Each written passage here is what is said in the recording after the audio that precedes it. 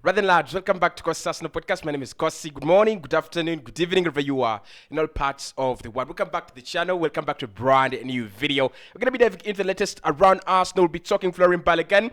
Balogun is very close to leaving Arsenal. He's training alone. Now, that is concerning. We will be talking about that in a while. We'll be talking about Alexander Zinchenko. He's very close to coming back. And it's confirmed that next month he will be playing in a charity game for Ukraine, the Ukrainian cause, of course. We'll be talking about Alexander Zinchenko and how important his coming back is for Mikel Arteta and Arsenal. Moises Caicedo, Romeo Lavia decides to go to Liverpool over Arsenal. I was expecting that. I'll be talking about Douglas Luiz, who was set to stay at Aston Villa, despite the fact that Arsenal really wanted to sign him in this summer. Hit the like button, subscribe to the podcast as well. In the comment box, I want your thoughts on Alexander Zinchenko and Zinchenko and Timber. If we are to invert into midfield, I think we've seen something about Timber. We've seen his ability off the ball. We've seen his ability on the ball. We've seen Alexander Zinchenko for a whole season, how he inverts into midfield, what he brings into the side.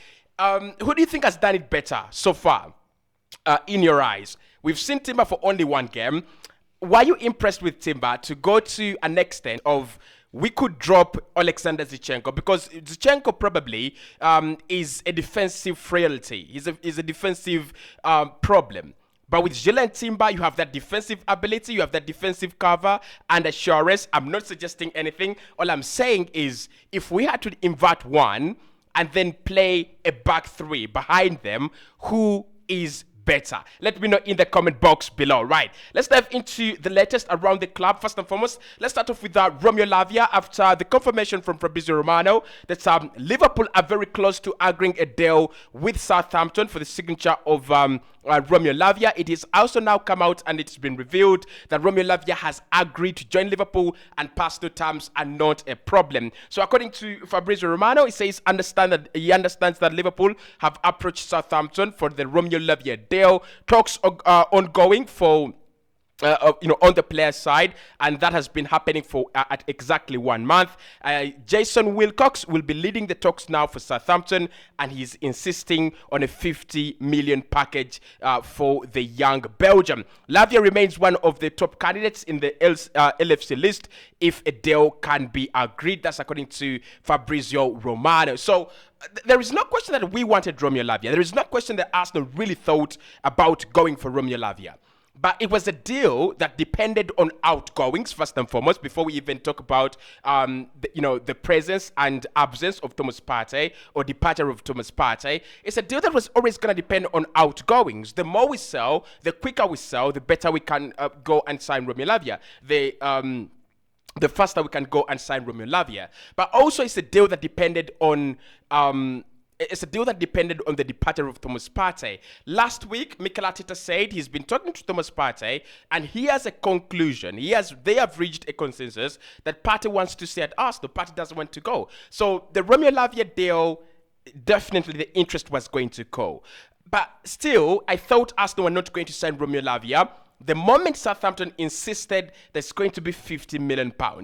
50 million pounds is half of what we paid for Declan Rice. £50 million is 15 million more, actually just 15 million less of what we paid for Kai Havertz. So I don't see Arsenal sign Romeo Lavia for 50 million after spending 65 on Kai Havertz and 105 on Declan Rice. Like, we are not yet there. Probably that's where we are going. Probably our finances will go there. But looking at self-sustainability, FFP, and all those things, I never thought Romeo Lavia was going to be a signing for us to look at. I still think Arsenal will sign a midfielder. I still think Arsenal are in the market for one more midfielder, but that midfielder could cost between 10 million euros to around 30 million euros. That is the maximum I think Arsenal will spend on a new arrival. Just to put it into context, think about it. You have Rice and Partey and Jorginho. Romeo Lavia would be as redundant a signing as they come. So he was only going to become an active signing. It was only going to become an active target if actually Arsenal lost Thomas Partey. And I think I've said this over and over again on the channel. If I was to choose between the two, Partey or Romeo Lavia, I would choose Thomas Partey every single day. Right? Yes, I'm the same guy who said that you could sell Thomas Partey to fund moves. Yeah, I mean it's a good deal. You sell Partey. You bring in a 25 million pound midfielder. You also bring in a 25 million pound right winger. That's a good deal. But in terms of solidarity, in terms of keeping your best squad together and best players together, Partey definitely. So Romeo Lavia will go to Liverpool. I'm not surprised about this. Liverpool have lost Jadon. They are on the brink of losing Fabinho, but I think there is something that is not connecting between Fabinho and Saudi Arabia. But I really think Romeo Lavia, Dominic Szoboszlai, and McAllister. That is the midfield trio we will see at the Anfield next campaign. Now, still in light of Partey replacements, Arsenal will not sign Douglas Luiz. He will stay at Aston Villa after the confirmation that Partey stays. So, still, this is a deal that depended on Thomas Partey. It's a deal that depended on departure, right? It's the same as Xhaka goes if we sign Rice. Xhaka goes if we sign Kai Havertz. And I think this is how Arsenal have always done their business in the last 3-4 years. We bring in a player in a position that is already set, and we are willing to know, we already know how much he's going to earn, where that salary is going to sit on the wage bill, and who is going to create space for that player. You look at how when we signed Odegaard, there was a gap left by Mesut Ozil. Aubameyang leaves, Gabriel Jesus comes into the team. But Ben White comes in, Hector Bellerin leaves. Gabriel Magalhaes signs, Douglas Luiz and Socrates Papastopoulos leave. We signed Alexander Zinchenko, Sid Kolasinac left. Leno left, we brought in Aaron Ramsdale. I'm not saying we're replacing players like for like, but I'm trying to say that we are really smart in the market these days. We are really, really good at doing our business. One player comes in, we really know where he's going to play and how financially we are going to cope with the pressure that adding another player to the squad involves. So Douglas Luiz, however much I would like him, I just don't appreciate that kind of midfielder. Like, okay, I'm the same guy who really loves Sergio Busquets, but I'm the same guy who doesn't like players that copy Busquets. Like, Busquets is the only player who could do whatever he does. I just don't want copycats. Just don't want duplicates, okay? So, Luiz stays at Aston Villa. No problem. We will beat Aston Villa next season, home and away. Don't clip that because Villa are really becoming that good.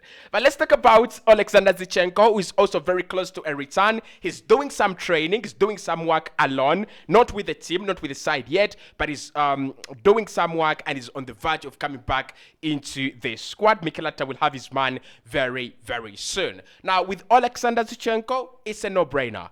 Most important Arsenal player in the team. Ever since we lost Zinchenko, we've tried so many things.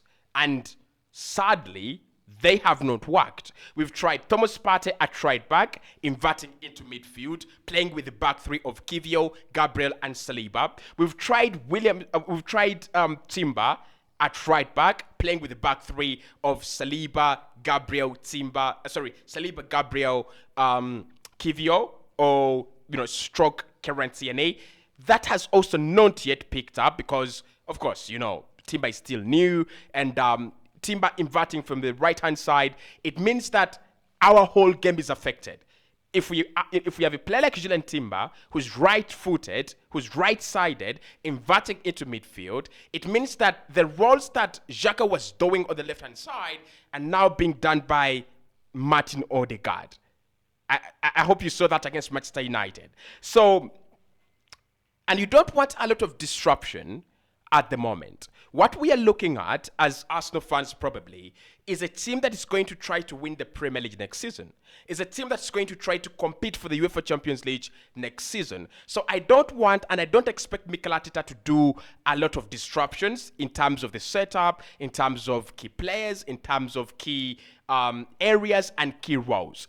Yes, an inverted fullback is going to be very, very key to our system, but that is Alexander Zinchenko. That is successfully Alexander Zinchenko. I don't have a problem with Timber inverting, but that should be tried in games against Luton Town. We can invert Timber. some games in the UEFA Champions League group stages when you are at the Emirates Stadium and you're confident you can win the game, even with a few tweaks, we can invert Timber. So the changes should be slow, gradual, and well-nurtured rather than abrupt. I think last summer, we had so many changes, but hey, there was an advantage to those changes. The players that had actually joined picked up similar roles to the roles they were playing at their previous clubs. I'll give an example.